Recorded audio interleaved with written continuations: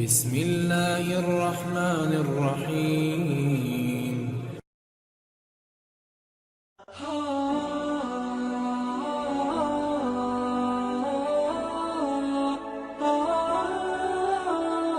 صحابی نے پوچھا یا رسول اللہ میں اپنے اخلاق میں جو ایکسیلنسی پیدا کروں تو اس ایکسیلنسی کا سب سے زیادہ مستحق کون ہے؟ یعنی سب سے زیادہ میٹھے انداز سے بات میں کس سے کروں؟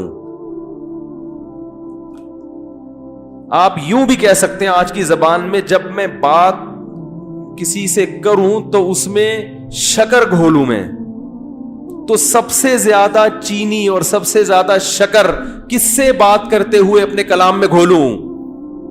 بات آ رہی ہے سمجھ میں؟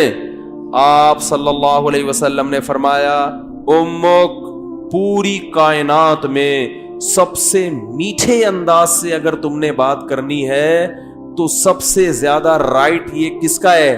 تمہاری، بولو نا، ماں کا.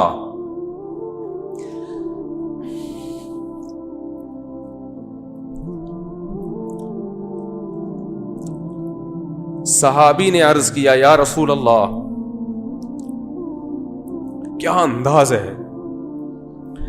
فرمایا ثم من. ثم کا مطلب ہوتا ہے اس کے بعد. ثم من، یا رسول اللہ ماں کے بعد دوسرے نمبر پر میٹھے انداز سے، اچھے انداز سے بات کرنا کس کا حق ہے کہ میں اس سے اچھے انداز سے بات کروں؟ ماں کے بعد. ماں کا تو پتہ چل گیا. دوسرے نمبر پہ جو میں سب سے بہترین اور مٹھاس کے ساتھ بات کرنی ہے، اخلاق میں ایکسیلنسی پیدا کرنی ہے، ماں کے بعد دوسرے نمبر پہ کون ہے وہ؟ تو آپ صلی اللہ علیہ وسلم نے کیا جواب دیا؟ فرمایا امک، ماں کے بعد دوسرا نمبر بھی کس کا ہے؟ بولو بھائی.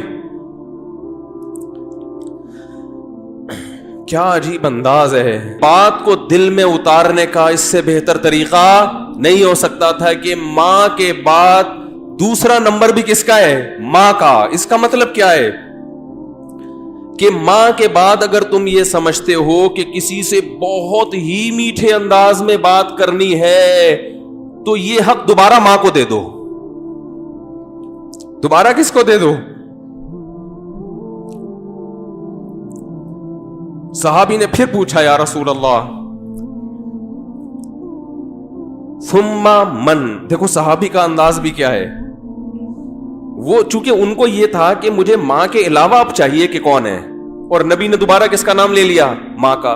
لہذا صحابی نے پھر اپنے سوال کو ریپیٹ کیا، کیونکہ وہ یہ سمجھتے تھے کہ مجھے میرے سوال کا جواب نہیں ملا. تو انہوں نے تیسری دفعہ پوچھا یا رسول اللہ ثم من. یا رسول اللہ تیسرے نمبر پہ کون ہے؟ تو آپ صلی اللہ علیہ وسلم نے فرمایا امک. تیسرے پہ بھی کون ہے؟ بولو بھائی. یہ ہے ویمن رائٹس. یہ کیا ہے؟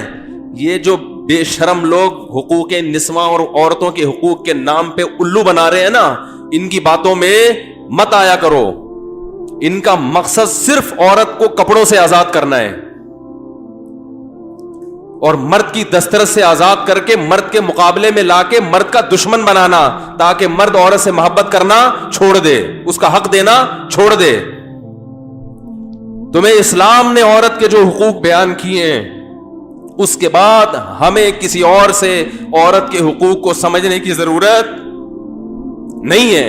ہمیں کسی لبرل سے، کسی حکومت سے، کسی ویمن رائٹ سے، کسی سے ہمیں سمجھنے کی ضرورت نہیں ہے.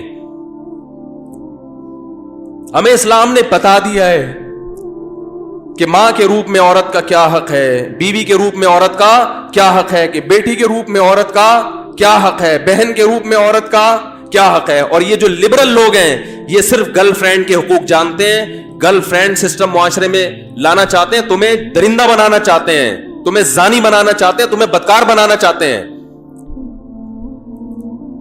ان کا کوئی فیملی سسٹم نہیں ہے. جن قوموں میں یہاں رشتے ہی نہیں ہے, تم ان سے سیکھ رہے ہو کہ عورت کے حقوق ہمیں بتاؤ. تو آپ صلی اللہ علیہ وسلم نے کیا فرمایا؟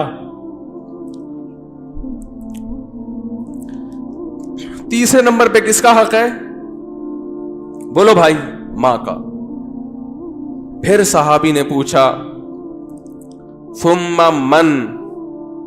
اس کے صحابی بھی پوچھتے جا رہے ہیں, دیکھو رک نہیں رہے, کیونکہ ان کے سوال کا جواب مل نہیں رہا. ماں کے بعد کس کا حق ہے؟ تو آپ صلی اللہ علیہ وسلم نے ارشاد فرمایا ثم ابوک. چوتھے نمبر پہ کون ہے؟ باپ. پوری کائنات میں